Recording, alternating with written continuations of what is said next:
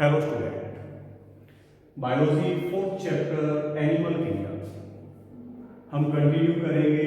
Animal kingdom के classification के basis, कुछ बेसिस बॉडी का ऑर्गेनाइजेशन लेवल और grade, symmetry, nature of coelom, segmentation, notochord, digestion of food, circulation of fluid, reproduction. ये कुछ ऐसे बेसिस है जिनसे हम एनिमल किंगडम को क्लासिफाइड करते हैं। फर्स्ट बेसिस हमने स्टडी किया था ग्रेड और level of organisation. Different type के एनिमल्स में 4 डिफरेंट टाइप के लेवल और ग्रेड ऑफ ऑर्गेनाइजेशन प्रेजेंट होते हैं। Cellular grade of organisation, tissue grade of organisation, organ grade of organisation and organ system grade of organisation. Next basis आज हम study करेंगे symmetry. Symmetry animal can also be classified on the basis of symmetry. Animals को symmetry के basis पे भी classified किया जाता है। The symmetry concern with the arrangement of body parts with in the body. On the basis of symmetry, the animals are of two types. Symmetry के basis पे animals 2 type के हैं, एसिमेट्रिकल एंड सिमेट्रिकल।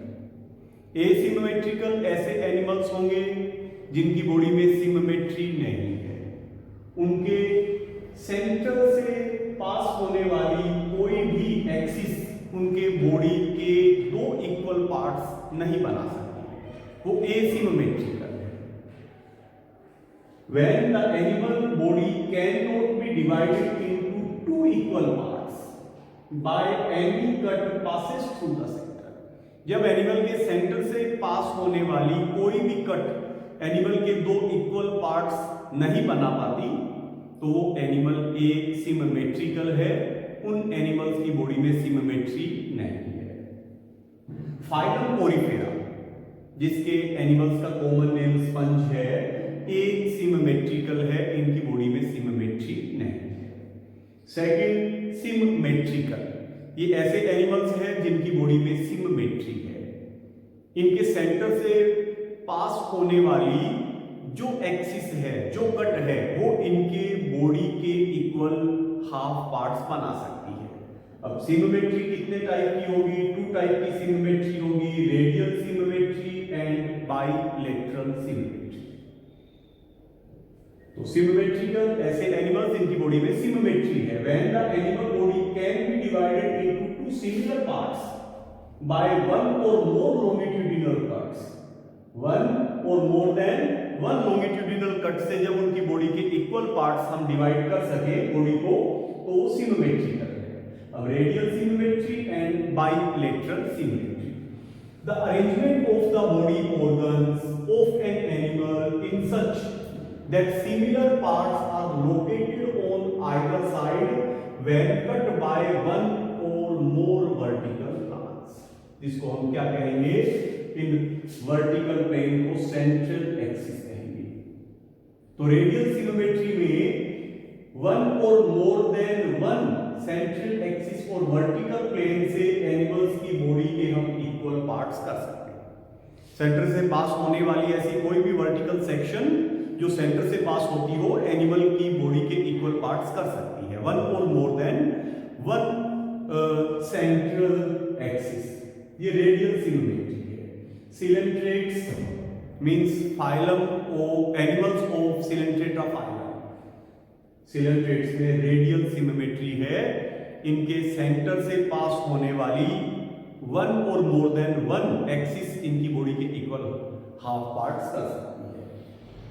हम radial symmetry के diagram में देख सकते हैं, सेंटर से पास होने वाली 1 और मोर देन 1 इधर से या इधर से बॉडी के इक्वल हाफ पार्ट्स बनाती है। सेकंड है बाइलेटरल सिमेट्री। बाइलेटरल सिमेट्री क्या होगी? The arrangement of body components in such that 2 equal and similar parts can be obtained by only by one specific vertical cut। इनकी body में body parts ऐसे arrange होंगे कि सिर्फ एक ही स्पेशल वर्टिकल कट, ये इसकी बॉडी का स्पेशल वर्टिकल कट है जो इसकी बॉडी में क्या बना सकती है, इक्वल हाफ। सेंटर से निकलने वाली ये स्पेशल वर्टिकल कट ही इसकी बॉडी के दो हाफ पार्ट्स बना सकती है। रेडियल सिमेट्री की तरह इसमें सेंटर से पास होने वाली कोई अदर जो कट है वो इसकी बॉडी के इक्वल हाफ पार्ट्स नहीं बना सकती, सिर्फ यही एक स्पेसिफिक वर्टिकल कट बॉडी के दो इक्वल हाफ पार्ट बनाती है। इस एनिमल में बाइलेटरल सिमेट्री है, ये बाइलेटरल सिमेट्रिकल है। तो या तो एनिमल्स एसिमेट्रिकल होंगे, अदरवाइज वो सिमेट्रिकल होंगे, और सिमेट्रिकल है तो वो रेडियल सिमेट्रिकल होंगे और अदरवाइज वो बाइलेटरल सिमेट्रिकल होंगे। कुछ special points, symmetry in animals is established on the time of cleavage.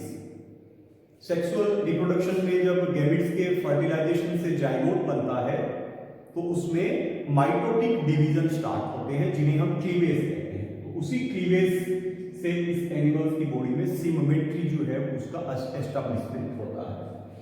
Longitudinal cut at the central axis is considered to determine the centre.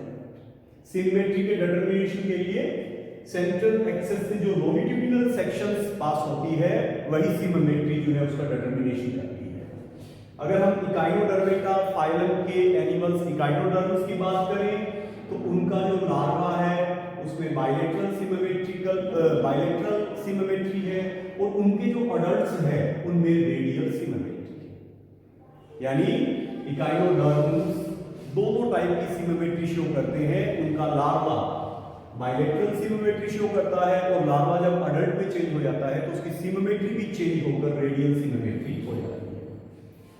Ctenophora phylum के animals जो है वो ट्रिप्लोप्लास्टिक है, अभी हम स्टडी करेंगे diplo and ट्रिप्लोप्लास्टिक।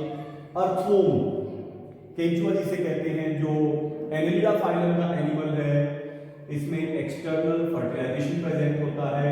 Gastropod mollusc, Mollusca phylum के animals mollusc, उनकी एक स्पेशल क्लास है गैस्ट्रोपोडा।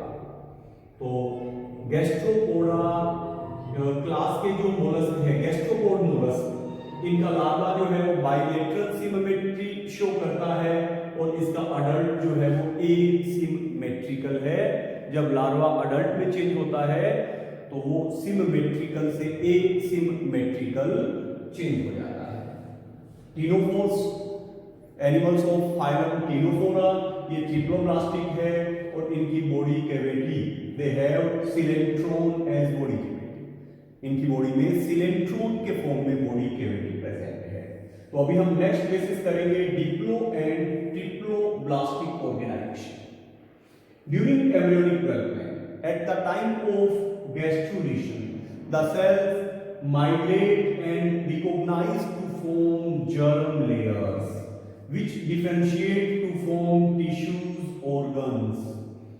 एम्ब्रियोनिक डेवलपमेंट में गैस्ट्रुला स्टेज में ड्यूरिंग गैस्ट्रुलेशन जो ब्लास्टोमियर सेल्स है वो जर्म लेयर्स में रिऑर्गेनाइज हो जाती है, जर्म लेयर्स में अरेंज हो जाती है और यही जर्म लेयर्स की जो सेल्स है वो आगे चलकर टिश्यूज और ऑर्गन्स में डिफरेंशिएट होती है।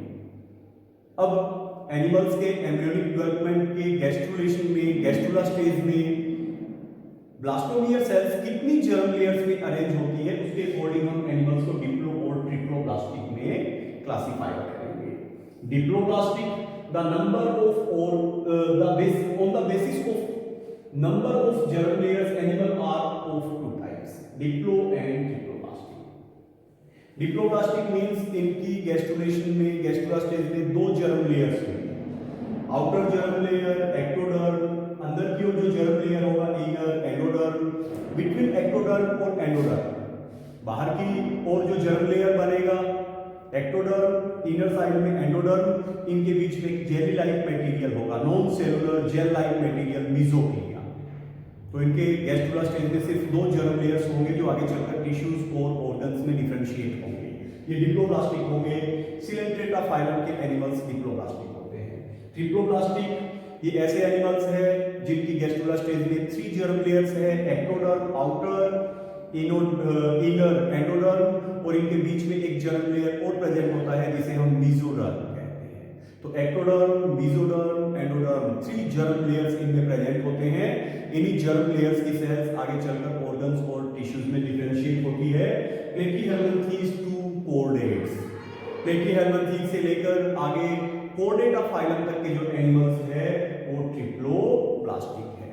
तो ये दो इंपॉर्टेंट बेसिस है एनिमल किंगडम क्लासिफिकेशन के, symmetry and number of germ layers. Symmetry के बेसिस पे एसिमेट्रिकल एंड सिमेट्रिकल, सिमेट्रिकल में रेडियल और बायलेटरल सिमेट्रिकल। जर्म लेयर्स के नंबर्स के बेसिस पे diploblastic 2 germ layers, ecto and endoderm, and triploblastic 3 germ layers, ectoderm, endoderm और middle में mesoderm.